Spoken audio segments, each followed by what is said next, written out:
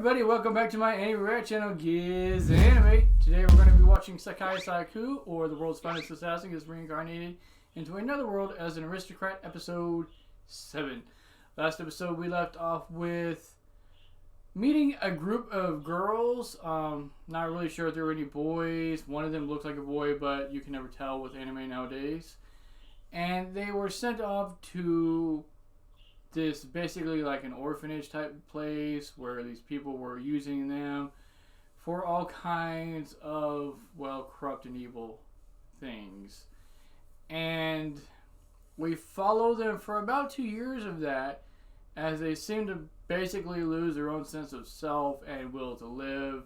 One of the girls mars her face so she's not abused any longer by these men, until we run across our boy Lugh, who goes there to basically look for somebody that has mana that he can train to join his party. And he doesn't really go there to save the girls, sort of say. And I believe that if they would have left Maha alone, the girl that he chose to be a part of his family, he would have just let things lie for now. Now, him and his dad and their whole organization basically kill nobles and people to weed out the corruption in the world that they live in. So they might have revisited them at some point. But since they went ahead and tried to hurt Maha before they left, Lugh decided just to take it upon himself to take care of them then and there instead of waiting. He also healed the girl with the scars on her face, which to me is a real show of strength, because scars don't seem to me like something that you could heal that easily. Like, it's already basically healed flesh that's just scarred over to become, harder so that it's more resilient to being cut or anything of that nature. He basically, I would almost sort of say he refigured, not healed, her face back to what it should have been, which is pretty incredible. So Maha's joined their party, so she's probably going to be going under some training like Tarte has been to become part of his group, to be an assassin. And since we really don't have anything to go off of for this next episode, let's just jump right into it, see what happens, and I'll see you there. Alright everybody, here we go. So is this Lugh basically going around scoping out other houses, just like his dad did? That was the plan.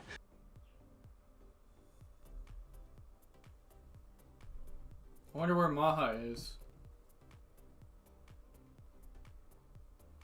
Or is that the guy who he wants to be his knight friend?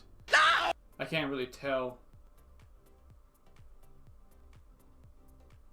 Alright, so adoption for Maha probably, right? Yes. Yeah, exactly. But I wonder how much time has gone by now.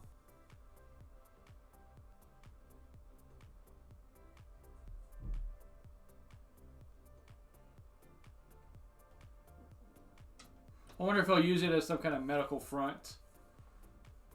Some medicine there, or do like basic medical health there, checkups, things like that. And they're really trying to butter up Lugh.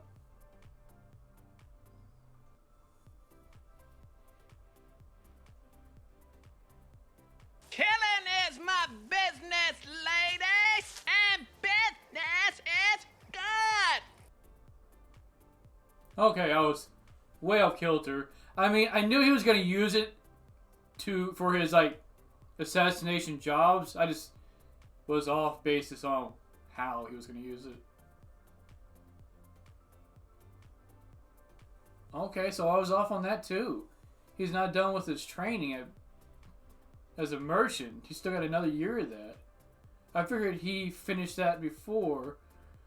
So Maha was kidnapped before he left even to go train. Things look like they're going pretty well right now to me. Giggity, giggity, giggity, goo. Anything to help.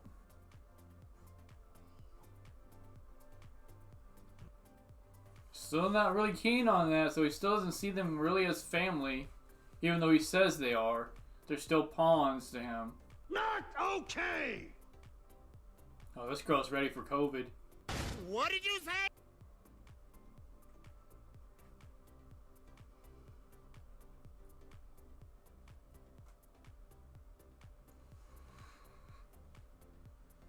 So he's bought moisturizer, I'm guessing. Yep.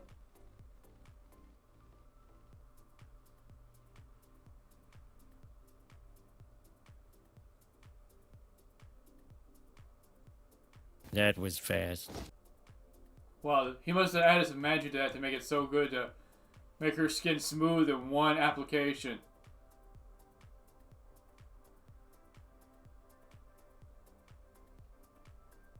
And now all of a sudden, Lugh and his family are her favorites. Are you sure about that? I hate you. Okay. I'm wrong. I'll be keeping this though.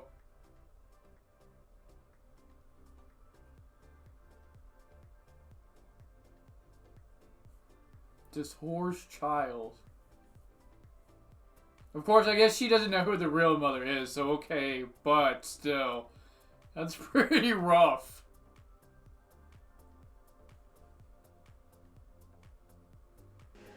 You have a point. The products? Yeah. Look at this guy double dipping. Because he's essentially saying, hey, give this money to my family, but they don't know it's really his family. You smart. Yeah, that's true. A bunch of assassins don't care about money. So he's going to be negotiating with his dad. Okay.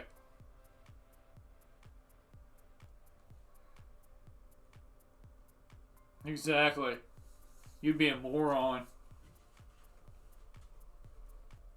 Oh, that's smart. Don't tell them any of the secrets. Look at this guy. Everything according to plan, like always. So something's gonna go awry eventually. Throw a wrench in his plans. To make the story a little interesting for a moment at least. Are these cosmetics how we meet the yandere looking girl in the opening as well? In the wedding gown? Because I really think that's the hero. I wonder if he's making different kinds of lotions as well. Like scented, non-scented, etc., you know?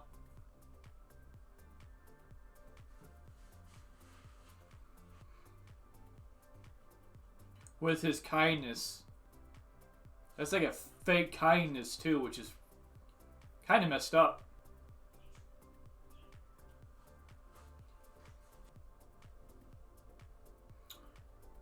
Oh, I'm a bit slow-witted. Noid is one of the girls that was with her in the orphanage that she grew up with. So they're all working together. I wonder if they have a home where they're living now.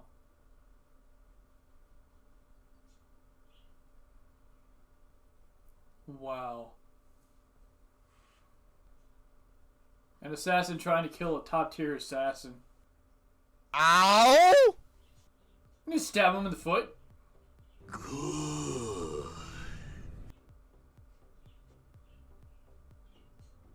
This girl stabbed the spear through the whole floor. Into the dude's foot. That's some incredible strength. Are they torturing dude? Of course! I just wanted to do a little announcement that I am going to be doing a figure giveaway at 500 subscribers for a Super Masters Diorama 2 Trunks and Vegeta figure. It's over 9,000! You enjoy it. As a show of appreciation for the support that everybody's been giving me, all the comments everybody's been leaving, all the love from the anime community that I've been shown. I'm hoping to continue with what I'm doing and just to get better as I go to make the experience more enjoyable for everybody so that I can earn that sub from you. And like I said, at 500 subscribers, I will be doing a giveaway for this figure. It is unopened, as you can see. So if you want to win that, then subscribe and just make sure that you're over 18 years of age and you live within the US. Because I don't know if I could afford the shipping outside. Like I said though, with that said, I appreciate all the support I've been given. Thank you very much. I will see you all next time. It was at this moment that he knew. He fucked up. Wow. You know, out of all the things that Maha's been through, to turn her into an assassin like this seems a bit heartless. Just because she knows how... I guess that's why, because she knows how painful it is. But, man.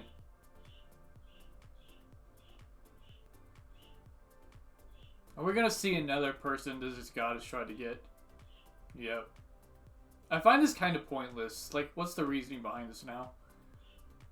I mean, we know that you've tried and failed. We don't need to keep seeing these tries and fails.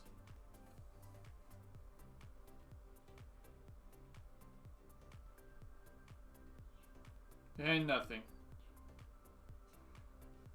Number 423. Like, this girl has tried so hard.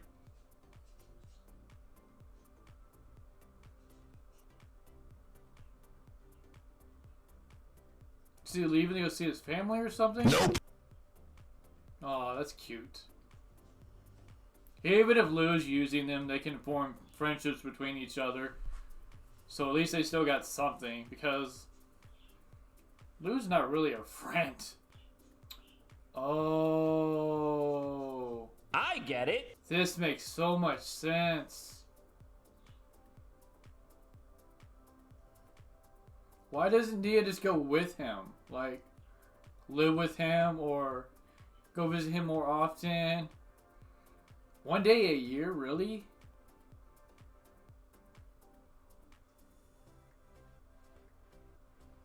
Levitation? Yep.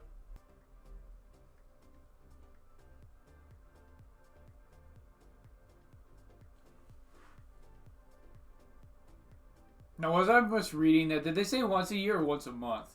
Because once a month would make a lot more sense. Alright, so everything seems to be going well so far. So, there's definitely got to be something thrown into the mix here that makes things a little more hectic.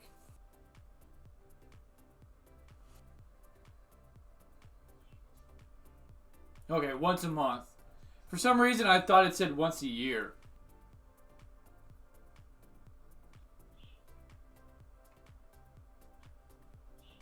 More assassins.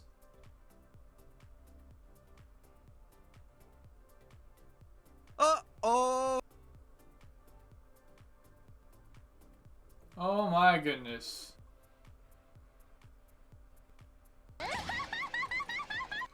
Look at this guy trying to weasel his way out of it with science and logic. And she's more than eager.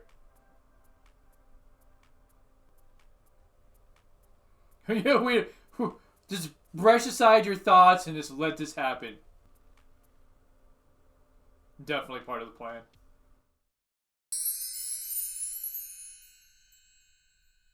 Alright everybody, and that was episode 7. So to start off with, everything seems to be moving along pretty well so far in Lough's direction. You know, the way he wants things to go into. You know, the shop that he was given by the Baylor Trading Company to use any way he felt like, and so he decided to make lotions and moisturizers for the skin because this world doesn't have those things, so he's able to bring previous life's world's knowledge into this world to further his objective, which is to get closer to the nobles, to, you know, look more into their lives, to weed out the corrupt ones and things of that nature, while at the same time forming bonds with those that aren't corrupt to further gain more influence and power and just higher standing among the nobles in general. he's also using his actual home as a place to grow crops to use in these lotions, and then having these people from the Baylor Trading Company give money to his father, basically, so to himself. So he's making money on top of making money. Not that I necessarily think he really cares about the money. The money for people like him and his father is more used to further their goal and not for like just having a whole bunch of fancy things and junk that they really don't care about. We also learned that not a whole lot of time has actually gone by since he got Maha, and she's officially adopted into the family now, and he is of course training her in the ways of being an assassin, just like he's trained Tarte, and Maha has definitely had a lot less time to train than Tarte, so she's not as adept so far, but the fact that they were able to sense the intruder shows that she has a strong aptitude for the job itself anyways. We also learned that once a month Lugh leaves to go visit with Dia and basically I guess just visit her, but also to still train with her so that each of them can learn spells from one another. It looked like Lugh was trying to cast a spell, but in fact I guess they were both showing off skills because Dia learned how to use levitation type magic, which is something that apparently Lugh wasn't able to figure out just yet. So they got that spell because Lugh wrote down a spell and had her read it and said, hey, cast this, and she cast it. So not really sure what was going on there because he says that Dia learned the spell, and she goes, I went about it a different way, came at it at a different angle. So maybe she learned a spell and then showed off a spell that she learned. Anyways, so other than those things, we also learned, and it took me a second to put it together, but apparently Maha's friends that she was with in the orphanage and before that are now with her as basically the workers in this shop that Lugh has set up. So she's still able to be with her friends, spend time with them, and see them on a regular basis. I don't think that any of the others in that group will ever be a part of like Lugh's initial party, but I'm pretty sure that it makes Maha happy that they're at least close by. But with that said, there's really not much else to go off of. The Lotion and Dia, really, we had a few things in between there, like the assassin, but that's really not that relevant. We had the end scene, which is comical, but not really relevant either. So with that said, let me know what you all thought of this episode, and I will see you all next time.